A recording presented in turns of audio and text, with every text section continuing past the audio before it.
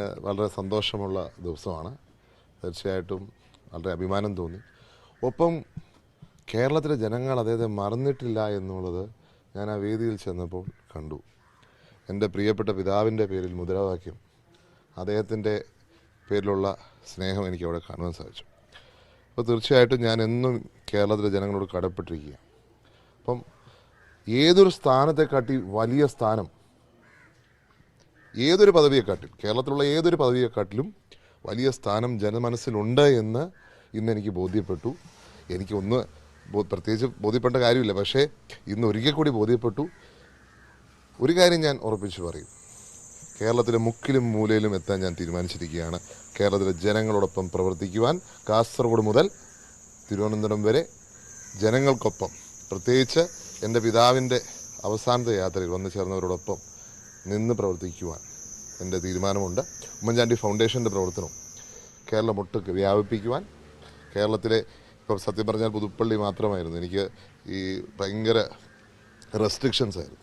അപ്പോൾ ഇനി മുതൽ കേരളത്തിൻ്റെ ഒരറ്റം മുതൽ മറ്റേ അറ്റം വരെ ആ ഒരു പ്രവർത്തനം വ്യാപിക്കുവാൻ ഞാൻ സമയം കണ്ടെത്തുന്നതായിരിക്കും. അത് തീർച്ചയായിട്ടും എനിക്ക് കേരളത്തിലെ പൊതുസമൂഹത്തിനോടെ എനിക്ക് അഭ്യർത്ഥിക്കാനുള്ളൂ. അതിനകത്ത് ജാതിയോ മതമോ രാഷ്ട്രീയമില്ല. എനിക്ക് ഏതെങ്കിലും ഒരു പദവി ഏതെങ്കിലും മതത്തിൻ്റെ അടിസ്ഥാനത്തിലോ അല്ലെങ്കിൽ വേറെ തരത്തിലോ എനിക്ക് ആവശ്യവുമില്ല. ഞാൻ അങ്ങനെ കരുതുന്ന ആളാണ്. അപ്പോൾ കേരളത്തിലെ പൊതുസമൂഹം, കേരളത്തിലെ സാധാരണക്കാർ എൻ്റെ പിതാവിനോടൊപ്പം ഇന്നും നിൽക്കുകയാണ്. എനിക്ക് ആ കാഴ്ച എന്ന് കാണുവാൻ സാധിച്ചു. അവരോടൊപ്പം ഞാനും നിൽക്കും എന്നുള്ളതാണ് ഈ അവസരത്തിൽ എനിക്ക് പറയുന്നത്. കഴിഞ്ഞ വർഷം ഞാനൊരു പരിപാടിക്ക് പോയി. അപ്പോൾ എൻ്റെ അടുത്ത് ഒരാൾ പറഞ്ഞു, എന്തിനാ സാറേ മന്ത്രി പദവി?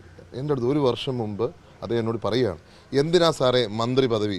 ജനമനസ്സിൽ ഉള്ള സ്ഥാനം കണ്ടില്ലേ? അപ്പം ഞാനും ഓർത്തു, എനിക്ക് എന്തിനാ ഒരു പദവി എക്സ്ട്രാ? അന്ന് ഞാൻ ഓർത്തൊരു കാര്യമാണ്, ഞാനത് പറഞ്ഞിട്ടുമുണ്ട്. അപ്പം ഐ ആം സെൽഫ് കോൺഫിഡൻറ്റ്. എനിക്ക് ജനമനസ്സിലാണ് സ്ഥാനം വേണ്ടത്. ജനങ്ങൾ വെറുത്താൽ ഏത് സ്ഥാനം ഉണ്ടായിട്ട് എന്താ കാര്യം? ജനങ്ങൾ സ്നേഹിച്ചാൽ ഒരു സ്ഥാനമില്ലെങ്കിലും പ്രശ്നമല്ല എന്നുള്ളത് എനിക്ക് ഇന്ന് ബോധ്യപ്പെട്ടു. എൻ്റെ പിതാവ് ജീവിച്ചിരുന്നപ്പോൾ എനിക്കറിയായിരുന്നു. ഇനി അങ്ങോട്ട് എനിക്ക് ഉറപ്പാണ്, അങ്ങനെ തന്നെയായിരിക്കും. ജനങ്ങളോടൊപ്പമായിരിക്കും എൻ്റെ പ്രവർത്തനം. ഞാൻ കഴിഞ്ഞ നാളുകളും അങ്ങനെ തന്നെയായിരുന്നു, അങ്ങനെ തന്നെ തുടരും. കാരണം ഓരോ കുടുംബത്തിലെയും അംഗമായിട്ടാണ് ഞാൻ നിൽക്കുന്നത്. എനിക്കതാണ് അഭിമാനം, എനിക്കതാണ് സന്തോഷം, എനിക്കതാണ് ഏറ്റവും ആഗ്രഹം. കേരളത്തിൻ്റെ മകനായി എനിക്ക് മാറാൻ സാധിച്ചു. അത് ആ കാഴ്ചയാണ് ഇന്നും കണ്ടത്. ഞാൻ എന്നെ സ്നേഹിക്കുന്ന എല്ലാവരോടും ഞാൻ ആ സ്നേഹം തിരിച്ച് പലിശ സഹിതം വീട്ടും, എൻ്റെ ജീവിതം കൊണ്ട് വീട്ടും എന്ന് മാത്രമേ എനിക്ക് പറയാം.